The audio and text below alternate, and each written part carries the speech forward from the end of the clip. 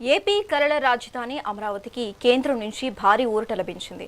కొద్దిసేపటి క్రితమే అమరావతి చట్టబద్ధత బిల్లుకు లోక్సభ ఏకగ్రీవంగా ఆమోదం తెలిపింది.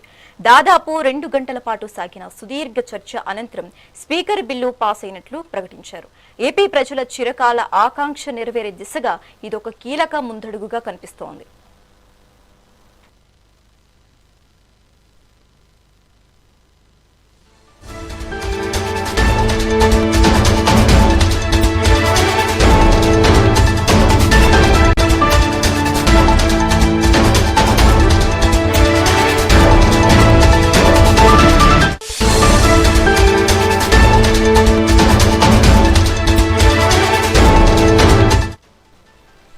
అమరావతి బిల్లుపై లోక్సభ వేదికగా హైడ్రామా చోటు చేసుకుంది. బిల్లుపై చర్చ జరుగుతున్న సమయంలో వైసీపీ ఎంపీలు తీవ్ర నిరసన వ్యక్తం చేశారు.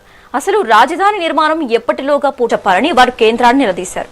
ప్రభుత్వం నుంచి సరైన స్పందన రాకపోవడంతో వైసీపీ సభ్యులు సభ నుంచి వాకౌట్ చేశారు.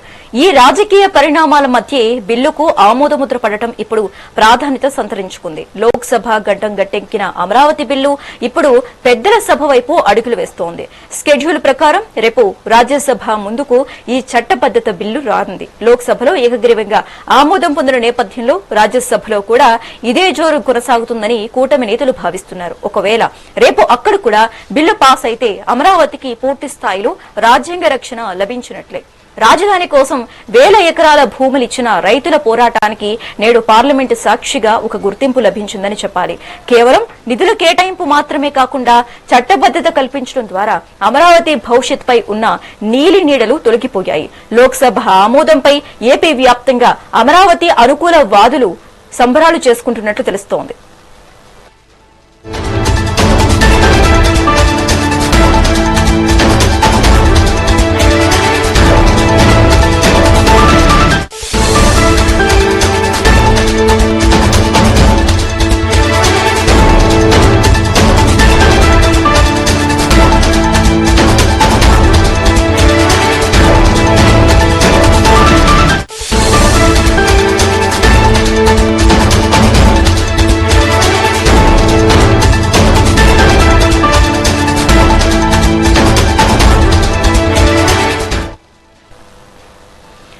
ఏపీ కలల రాజధాని అమరావతికి కేంద్రం నుంచి భారీ ఊరట లభించింది.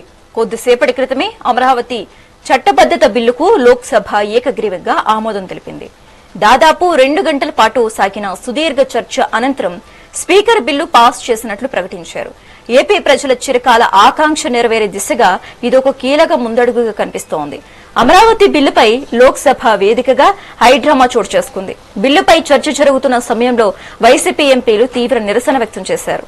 అసలు రాజధాని నిర్మాణం ఎప్పటిలోగా పూర్తి చేస్తారో స్పష్టమైన గడువు చెప్పాలని వారు కేంద్రాన్ని నిలదీశారు. ప్రభుత్వం నుంచి సరైన స్పందన రాకపోవడంతో వైసీపీ సభ్యులు సభ నుంచి వాకౌట్ చేశారు. ఈ రాజకీయ పరిణామాల మధ్య బిల్లుకు ఆమోదముద్ర పడటం ఇప్పుడు ప్రాధాన్యత సంతరించుకుంది. లోక్సభ గండం గట్టెక్కిన అమరావతి బిల్లు ఇప్పుడు పెద్దల సభ వైపు అడుగులు వేస్తోంది. స్కెడ్యూల్ ప్రకారం రేపు రాజ్యసభ ముందుకు ఈ చట్టబద్ధత బిల్లు రానుంది. లోక్సభలో ఏకగ్రీవంగా ఆమోదం పొందిన నేపథ్యంలో రాజ్యసభలో కూడా ఇదే జోరు కొనసాగుతుందని కూటమి నేతలు భావిస్తున్నారు. ఒకవేళ రేపు అక్కడ కూడా బిల్లు పాస్ అయితే అమరావతికి పూర్తి స్థాయిలో రాజ్యాంగ రక్షణ లభించినట్లే. రాజధాని కోసం 1000 ఎకరాల భూములిచ్చిన రైతుల పోరాటానికి నేడు పార్లమెంటు సాక్షిగా ఒక గుర్తింపు లభించిందని చెప్పాలి. కేవలం నిధుల కేటాయింపు మాత్రమే కాకుండా చట్టబద్ధత కల్పించడం ద్వారా అమరావతి భవిష్యత్పై ఉన్న నీలి నీడలు తొలగిపోయాయి. లోక్సభ ఆమోదంతో ఏపీ వ్యాప్తంగా అమరావతి అనుకూల వాదులు సంబరాలు చేసుకుంటున్నట్లు తెలుస్తోంది.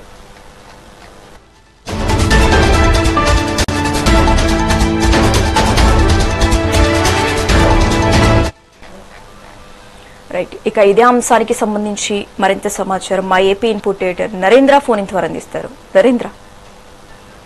నవేంద్ర రాజధాని అమరావతికి సంబంధించినటువంటి ఏదైతే ఆంధ్రప్రదేశ్ పునర్విభజన చట్టానికి సంబంధించినటువంటి సవరణ 2026 బిల్లు ఈరోజు పార్లమెంట్ లో ప్రవేశపెట్ట జరిగింది. లోక్సభ కూడా దానికి ఆమోదం తెలిపింది.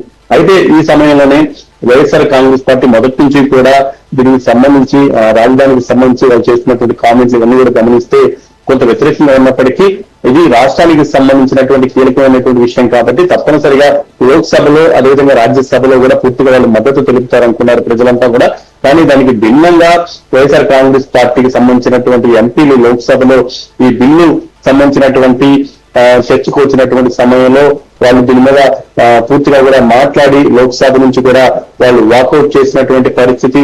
ఏదైతే రాజధానికి సంబంధించి ఇప్పుడున్నటువంటి పరిస్థితుల్లో వెళ్తున్నటువంటి విధానం దీనన్నిటి మీద కూడా దగ్గర 2 గంటల పైగా కూడా చర్చ జరిగితే ఈ బిల్లు ఏకగ్రీవంగా అయితే లోక్సభ ఆమోదించింది. కానీ రాజధాని నిర్మాణం ఎప్పటిలోగా పూర్తి చేస్తారన్న దానిపై క్లారిటీ లేకుండా, రైతులకు ఇచ్చేటువంటి ఫ్లాట్లకు సంబంధించినటువంటి క్లారిటీ లేకుండా ఈ బిల్లు తీసుకురావడాన్ని కూడా ఇది పూర్తిగా వైఎస్ఆర్ కాంగ్రెస్ పార్టీకి సంబంధించినటువంటి సభ్యులు వ్యతిరేకించడం, ముఖ్యంగా లోక్సభలో బిల్లు చర్చ జరుగుతున్నటువంటి సమయంలోనే వైసీపీ సభ్యులు వాకౌట్ చేశారు.